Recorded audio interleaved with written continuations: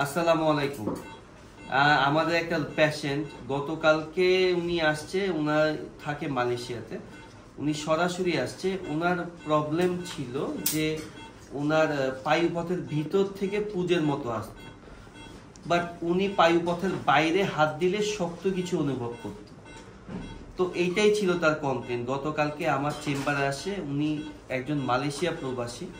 তো উনি গতকালকে এসেই সরাসরি আমাদের বাংলাদেশে এসেই সরাসরি আমার চেম্বারে আসে।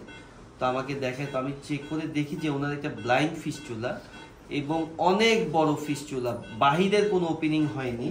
আপনারা হয়তো খেয়াল করতে পারবেন না, এইটা পায়ুপথের ছিদ্র আর আমার উপরে এই দেখেন, এই যে এই পর্যন্ত আসছে, এই যে হাত দিলে বোঝা যাচ্ছে এই পুরোটা একটা ফিস্টুলা। দেখেন বাহিরে কোনো ছিদ্র নাই, বাহিরে কোনো ওপেনিং নাই, কিন্তু এইটার যে ইন্টারনাল ওপেনিংটা এই দেখেন, এই যে এই সম্পূর্ণটা একটা ফিস্টুলা, এই সম্পূর্ণটাই একটা ফিস্টুলা, কিন্তু এইটার বাহিরে কোনো ছিদ্র নাই বা এক্সটার্নাল ওপেনিং আর কি নাই।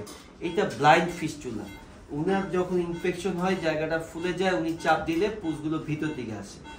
সো এখন উনি আসছে আমাদের কাছে অপারেশনের জন্য। আলহামদুলিল্লাহ আমরা অপারেশন করতেছি। সবাই অবশ্যই দোয়া করবেন উনি যেন ইনশাআল্লাহ সুস্থ হয়ে যায়। সবাই ভালো থাকেন। আসসালামু আলাইকুম।